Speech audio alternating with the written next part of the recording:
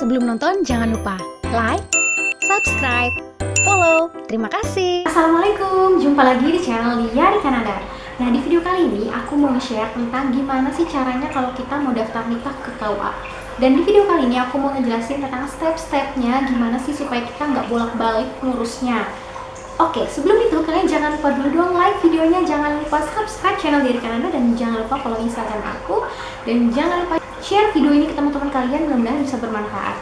Oke, langsung aja kita bahas. Aku akan jelasin step by stepnya, jadi kalian tonton terus sampai habis ya.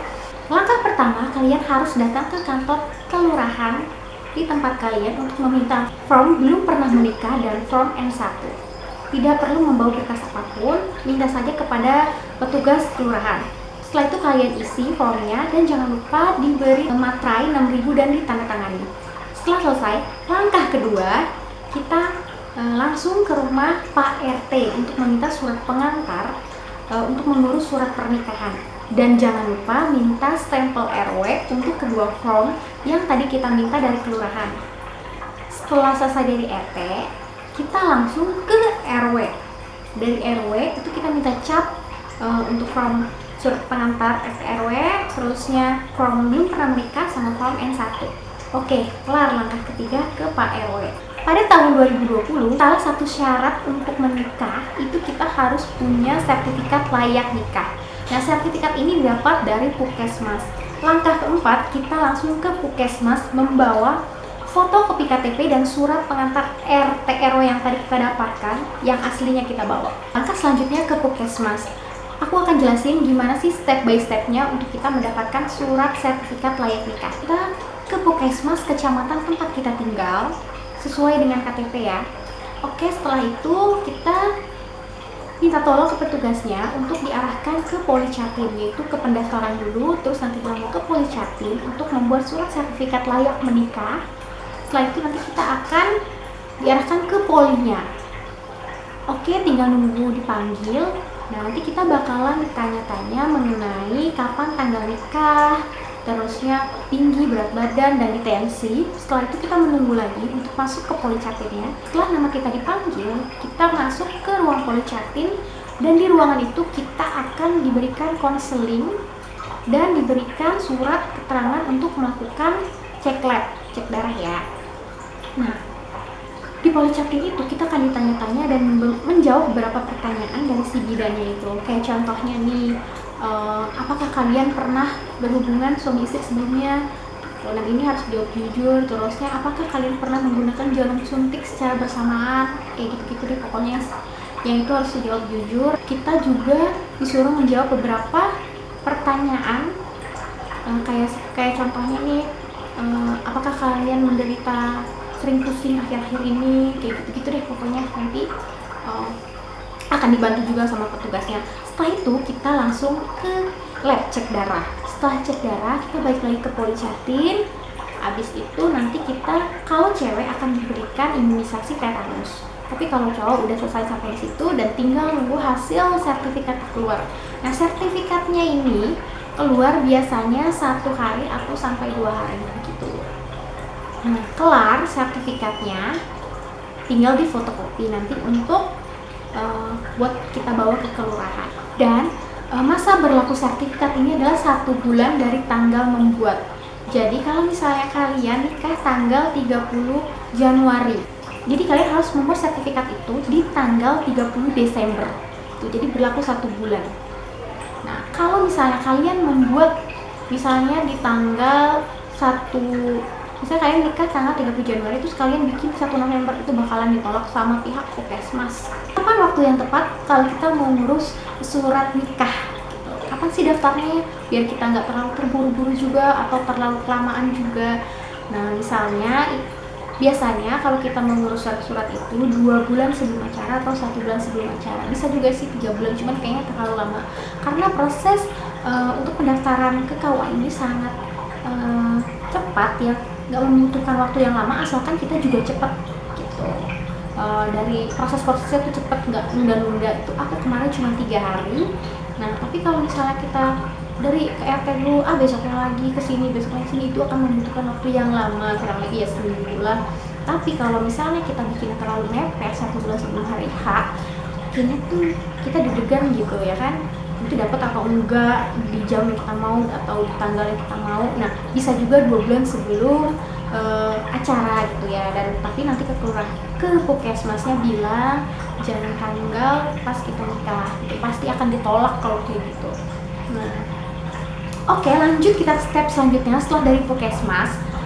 Ini langkah ke-5 ya. Nah langkah kelima, semua berkas yang kita udah dapatkan tadi semuanya difotokopi, dirangkap 2. Oke, setelah itu kita ke kelurahan membawa persyaratan yang ini. Nah, sudah jelas semua persyaratannya, kita bawa ke kantor kelurahan. Nanti petugas kelurahan akan memeriksa semuanya, dan jika memang sudah lengkap, kalian akan diberikan surat pengantar untuk ke KUA. Untuk proses mengurus surat ke kelurahan ini cuma sekitar setengah jam waktu itu aku, cepet bisa ditunggu kok.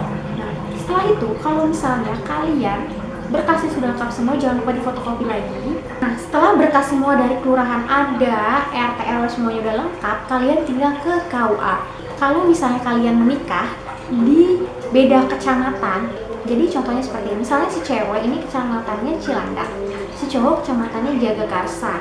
Nah, acara pernikahan mereka nanti akan dilangsungkan di pihak perempuan, yaitu di kecamatan Cilandak. Berarti si cowok di kecamatan Jagakarsa harus membuat surat numpang nikah untuk bisa nikah di kecamatan Cilandak. Nah, berarti si cowok harus bikin surat numpang nikah. Nah, jadi prosesnya sama. Jadi kalau misalnya si cowok numpang nikah nih, ya aku akan menjelaskan tentang yang si cowok ya. Jadi dari kelurahan si cowok ini langsung ke kantor ke KUA-nya Jagakarsa gitu, dan meminta surat pengantar untuk bisa menikah di KUA Cilandak. Persyaratannya sama seperti ini.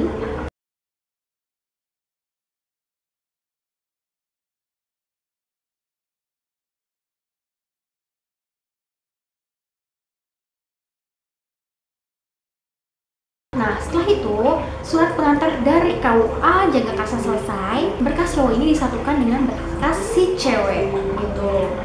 Jadi sama-sama ya, semuanya udah terkumpul. Nah, si cewek dan si cowok ini langsung ke kantor KUA Cilandak untuk mendaftar pernikahan mereka. Nah, langkah selanjutnya aku akan menjelaskan tentang gimana sih caranya kalau kita mau daftar ke KUA-nya nih. Berkas semuanya udah selesai, terus udah difotokopi. Nah, persyaratannya tuh ini nih.